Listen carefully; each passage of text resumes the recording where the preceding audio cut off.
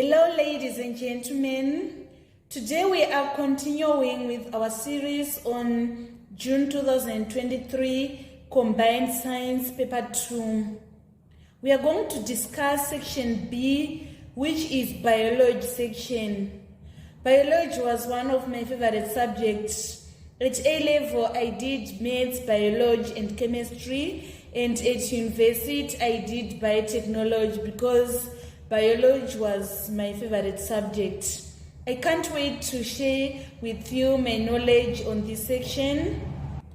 In section B, candidates answer 2 questions, but as this is revision, we are going to answer all the questions from number 7 to number 9. Number 7A, name a part of the alimentary canal where bile is produced. I will first define what is alimentary canal for you to understand.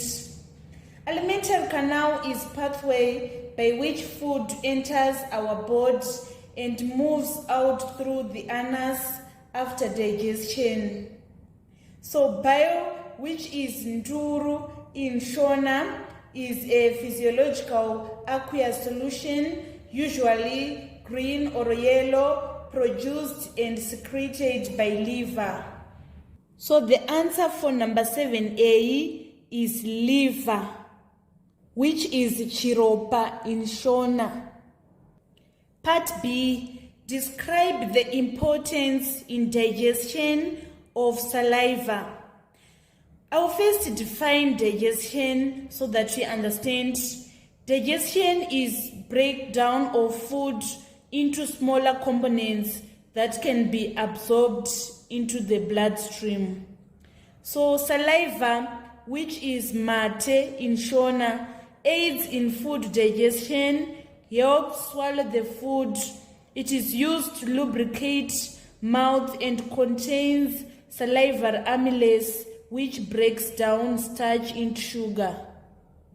Part B2, we want to describe the importance of bile, which is nduru in Shona. Bile breaks down fats into fatty acids via fat emulsification. Bile carry away waste. It also assists in absorption of fats and fat-soluble vitamins. In part 3, we want to describe the importance of pancreatic juice. Pancreatic juice is transparent fluid composed mainly of water produced by pancreas. It helps in digestion of carbohydrates, fats and proteins as it contains enzymes such as amylase, which breaks down carbohydrates into sugars, lipase, which break down fats into fatty acids, and then trypsinogen, which breaks down proteins into amino acids. Pancreatic juice regulates blood sugar levels and appetite. It stimulates stomach acids and tells your stomach when to empty. In part C, we want to outline the importance of oral hygiene. Oral hygiene is the practice of keeping one's oral cavity clean and free of diseases and other problems by regular brushing of teeth and adopting good hygiene habits. It is very important as it prevents bad breath, that is kunwa mkanwa in Shona. It helps to prevent tooth decay and gum diseases, that is kuora kumazino. It helps to keep teeth white by preventing staining from food and drink. It improves overall health. This was the complete solution for number 7. In summary, we are saying that bile is produced in the liver. Saliva, it helps in food digestion. It is used to lubricate mouth and contains salivary amylase, which breaks down starch into sugar. Bile is also important as it helps in the emulsification of fats, resulting in fats being converted into fatty acids, and it carries away waste, assists in the absorption of fats and fat-soluble vitamins. Pancreatic juice helps in digestion as it contains amylase that breaks down carbohydrates into sugars, lipase, which convert fats into fatty acids, trypsinogen, which convert proteins into amino acids, and also it regulates blood sugar levels and appetite. Oral health is important. It prevents bad breath. It helps to prevent tooth decay and gum diseases. It also helps to keep teeth white by preventing staining from food and drinks.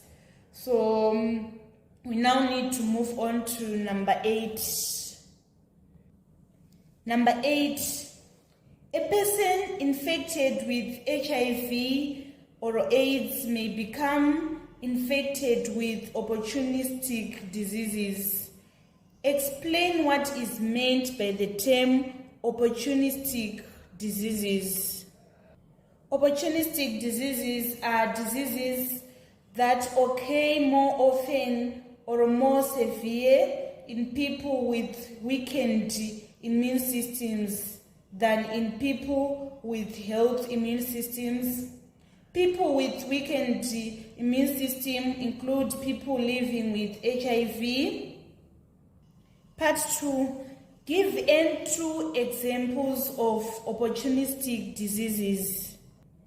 People with HIV are highly susceptible to opportunistic infections and cancers that take advantage of an immune system in collapse. Some pathogens avoid destruction by modifying their surface to prevent recognition or by resisting breakdown following phagocytosis. TB, which is tuberculosis in full, is one such disease and kills more than 1 million people a year. Herpes simplex virus 1 is another opportunistic disease which takes advantage of the poor immune system. There are other diseases such as fungal infection, like yeast infection. They take advantage of the poor immune system, and also malaria. Participants with the CD4 counts below 350 cells per cubic millimeter are considered immunocompromised, and they are likely to develop opportunistic infections.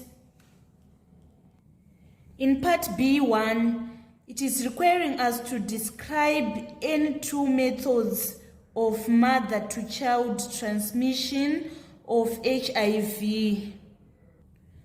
During pregnancy, the fetus is infected with HIV through the mother's blood crossing the placenta. During delivery, baby is infected with HIV through the mother's cervical secretions or blood during childbirth. During breastfeeding, the baby is infected with HIV through the mother's breast milk or blood during breastfeeding. B2. State any 2 ways of reducing mother-to-child transmission of HIV. So pregnant mothers with HIV should take HIV medicines throughout pregnancy and childbirth to prevent perinatal transmission of HIV. Also, the new babe should be given an antiviral drug for a few weeks. Another method is of not breastfeeding the baby. This was the complete solution for number 8. In summary, we are saying that opportunistic diseases are diseases that takes advantages of poor immune system. Example of these diseases are TB and herpes. And to avoid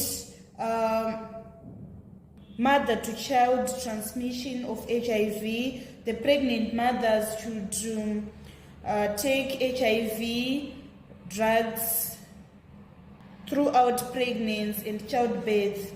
And also the baby can be given the anti-HIV drug for some few weeks after being born. Number 9, a woman's menstrual cycle runs from day 1 to day 28. Describe the process that takes place in the uterus between days 1 to 4 for a woman who is not pregnant. So menstrual cycle is called kumwedzi in Shona. The purpose of the monthly menstrual cycle is to prepare for pregnancy.